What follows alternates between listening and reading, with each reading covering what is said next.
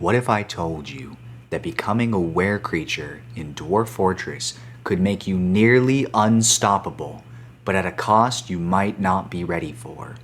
Imagine healing all of your wounds in an instant, gaining incredible power, but at the same time you yourself become a hunted beast to all. Truly, the life of a werebeast in Dwarf Fortress is both a blessing and a curse. But how does this transformation truly change your game, and is it worth the price? Well, in my opinion, I think very much so. And today, we're going to be diving into the wild, unpredictable life of an adventuring werebeast.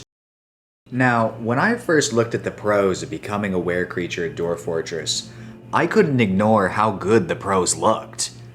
As the wiki stated, every full moon, all injuries were healed instantly, as well as after the phase had ended, and how for 30 in-game hours, my character would be inexhaustible, which includes having max movement rate, multi-attacking with every single thing that I have, which includes blocking, dodging, and all without getting tired one single bit.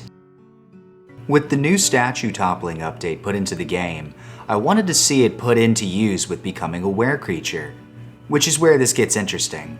See, in order for this to work, you need to have a character topple the statue of the deity that they themselves worship. So, the first step to this became clear. I had to make a fortress first with a statue that could be toppled. So, I got right to work, carving out of the side of a hill a little fortress with two main bits to it. One with the little stoneworking workshop to go right over here, and the other to put a temple. Now, after getting everything sort of organized, I had to figure out what a lot of people worshipped, and that was the deity Aron Theater Twinkle, god of mountains, volcanoes, fire, the sun, dance, and revelry. Once all of that was completed and all of the statues were set up, it was time to retire the fortress and start getting to work on a brand new adventure for this world to see. This is our adventurer, Dag. I gave him some stats which I thought would make sense for being a werecreature, like biter, kicker, fighter, etc. But looking back on it, I really should have given him a combat ability other than wrestling. We'll come back to that later on. So, I sent Dag off into the world and surprisingly spawned in a pretty nice looking town. But that's not what we're here for. We're here because we need to have some conversing with our higher power in his holy temple.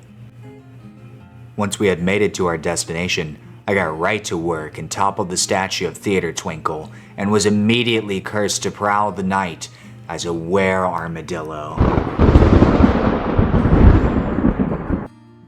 So now here's where things get silly. I didn't read the part of the wiki where it stated when the full moon would happen during each month until way later on in my playthrough, which was rather dumb of me to do, but once I did, I figured out that in the month that I was in, I had to wait until the 17th of Malachite in order for my transformation to take place. Sounds easy enough, right? The problem was that there was a mixture of the game constantly crashing due to some issues with the newest update, plus these wolves constantly jumping me, along with my own stubbornness. I kept having to reload my save over and over again, probably about 25 times. And yeah, I probably, after getting jumped by the wolves 3 times, should have gotten a clue. But there was one part of it that really stuck with me. While I was trying to flee from the wolves, I kept dodging back into the fortress to see if anyone would help me at all. But no, nobody came to help me, and as I laid there being torn to shreds by this vicious wolf, I took it that they didn't really care for me toppling over the statue of the god that most of them worshipped. But for these actions, I knew that I had to make them pay. Finally, once it had become clear to me that this was no place for me to lie in wait, I moved over to a nearby town and slept for days, not worrying about hunger or thirst due to becoming a werecreature being able to satiate that. And from here, I awaited until I could become the perfect being.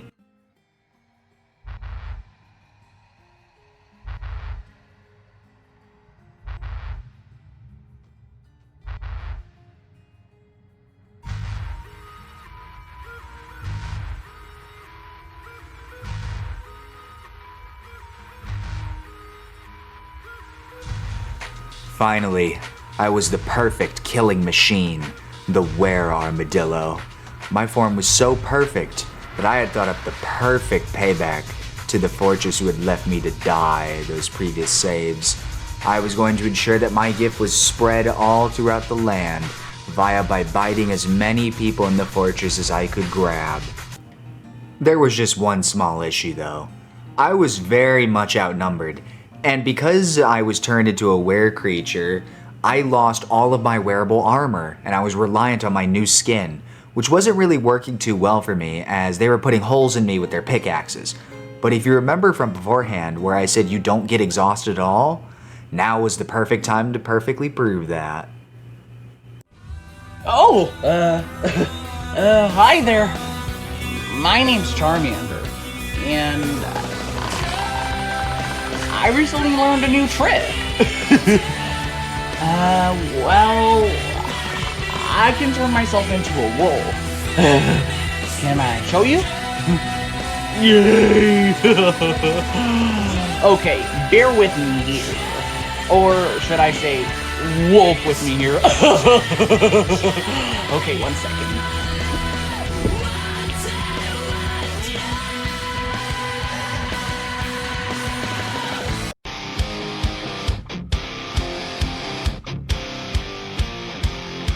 The secret side of me, I never let you see. I keep it caged, but I can't control it. So stay away from me, the beast is ugly. I feel the rage and I just can't hold it. It's scratching on the walls, in the closet, in the halls. It comes awake and I can't control it. Hiding under the bed, in my body, in my head. Why won't somebody come and save me from this? Make it end. I feel it deep within, it's just beneath the skin. I must confess that I feel like a monster. I hate what I've become.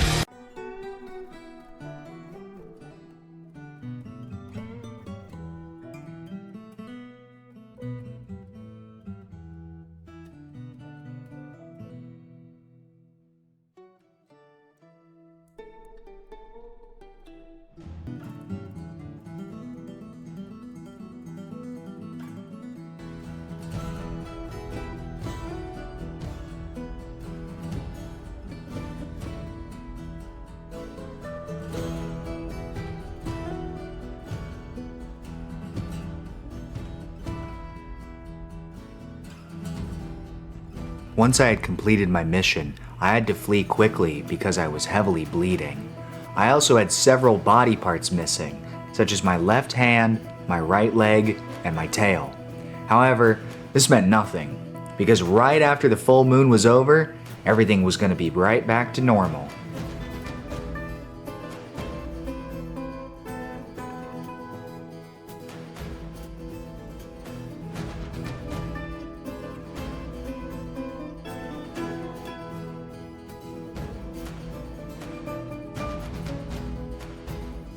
As you can see here, all of my body parts are healed and I'm just fine and dandy. That is until yet another wolf comes over to bite me in the ass. I mean, like, where the fuck did he even come from?